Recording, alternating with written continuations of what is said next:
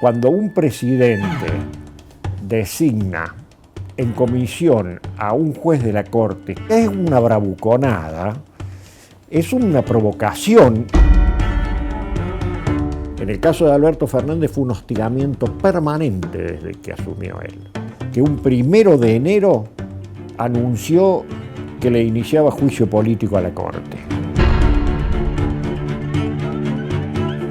Hay un movimiento que tiene a la cabeza al presidente Trump, que llegan por la vía democrática, pero después se apartan total y absolutamente de las formas republicanas. Lo primero que nos lleva es a preguntarnos dónde queda la justicia. Yo dije de que en Argentina tenemos un presidente que eligió el bando de los que llegan a través de la democracia y se dedican a socavar la democracia y la república permanentemente. Y a mí esto me preocupa seriamente. Nos encontramos ante un caso excepcional histórico.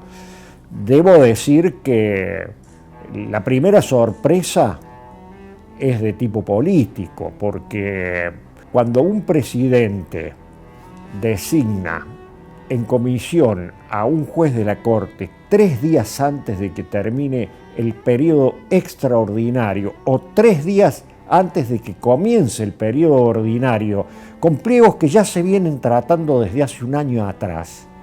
O sea, es una bravuconada, es una provocación al Congreso, y el Congreso obviamente de que iba a reaccionar. Yo soy de los que cree que al no darle acuerdo del Senado tiene que renunciar, ¿no? Una situación semejante puede dar lugar a que cada vez que haya un fallo en contra de la parte que viene planteando el recurso extraordinario ante la Corte, se pueda pedir una nulidad. Y eso se puede llegar a convertir en un problema.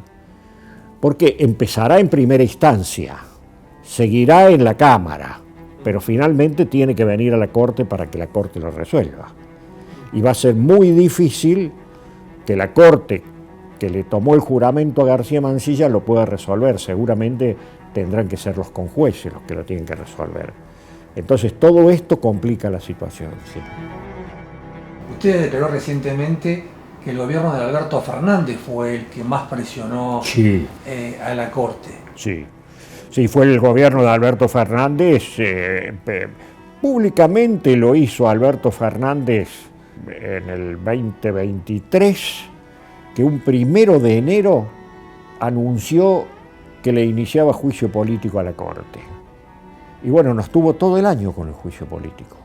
Se siguió trabajando lo mismo en la Corte, pero el peso de un juicio político obviamente que es importante para quienes estamos trabajando. Fue el gobierno de Alberto Fernández el que más incomodó a la Corte, sí, sin duda.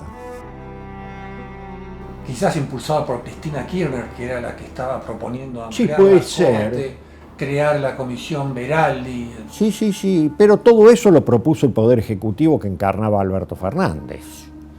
O sea, en las presidencias de Cristina Kirchner nosotros tuvimos también presiones, pero se resolvieron a través de sentencias.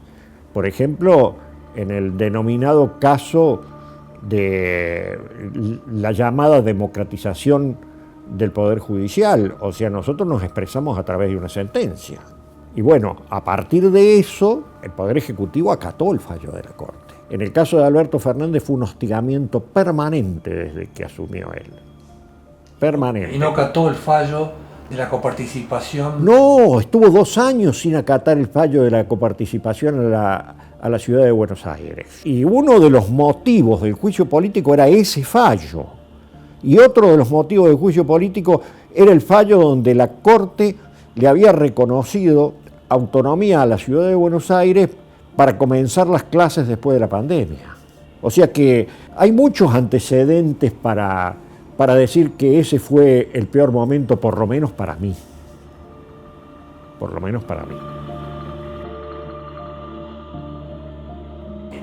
Usted estuvo un año conviviendo con el gobierno del presidente Javier Milei. Sí. ¿Y por qué habló en su discurso de despedida de una falta de calidad institucional en ese año de esta nueva administración presidencial?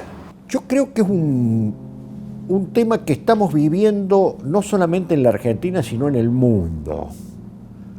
Hay un movimiento que tiene a la cabeza al presidente de los Estados Unidos, al presidente Trump, que llegan por la vía democrática, pero después se apartan total y absolutamente de las formas republicanas. El caso más patético de Trump es que cuando terminaba su primera presidencia y había perdido las elecciones, mandó a tomar el Congreso, cosa que yo nunca me hubiera imaginado en mi vida, ver tomado el Congreso de los Estados Unidos. La justicia trabajó en ese sentido después de la toma del Congreso. Hubo 1.500 personas aproximadamente que fueron imputadas, fueron procesadas algunas y fueron condenadas otras. El presidente Trump volvió a ganar su segundo mandato y lo primero que hizo en una exhibición pública fue indultar a todas estas personas. Ese es un acto que choca de frente con los principios republicanos. Lo primero que nos lleva es a preguntarnos dónde queda la justicia. Yo dije de que en Argentina todavía no nos hemos apartado de la democracia y estamos a tiempo, pero que hay una baja calidad institucional, porque tenemos una tendencia de un presidente a no dialogar, que es una característica típicamente democrática y republicana. Tenemos una característica a no acordar. Tenemos una característica de esta presidencia a montarse en hechos fácticos que dejan de lado el cumplimiento de la Constitución. Por ejemplo, los decretos de necesidad y urgencia. Y el último, o uno de los últimos, que fue el DNU con respecto al Fondo Monetario Internacional, fue vergonzoso porque se dejó de lado una ley y además se dejó de lado los preceptos constitucionales. Los preceptos constitucionales mandan a que la deuda interna y la deuda externa sean tratadas en el Congreso. Además, hay un hecho muy notorio. La Constitución ha querido que el presupuesto sea la ley de leyes y sea tratada en el Congreso para tener un control por parte del Congreso sobre lo que contiene el presupuesto de gastos y recursos. Ya vamos por el segundo año y se sienten muy cómodos sin un presupuesto. Es una forma de ir dejando de lado los temas constitucionales. Y la Constitución no es optativa. La Constitución o se cumple o no se cumple, y en estos casos no se cumple. En ese nido de ratas que es la Cámara de Diputados o que es el Congreso de la Nación. Bueno, esto está bueno porque una de las cosas por las cuales los políticos no ven y no entienden lo que yo hago es que partimos de premisas distintas. Ellos parten de un supuesto donde creen que la gente los ama y yo parto del supuesto de que son una mierda, que la gente los desprecia. Un presidente que insulta a los congresistas llamándolos ratas es una baja calidad institucional. Un presidente que tiene intolerancia con los propios y con los ajenos es una baja calidad institucional. Y un presidente que se siente aliado internacional de Trump, de Orbán, de Erdogan, de Putin, es un presidente que eligió el bando de los que llegan a través de la democracia y se dedican a socavar la democracia y la república permanentemente. Y a mí esto me preocupa seriamente.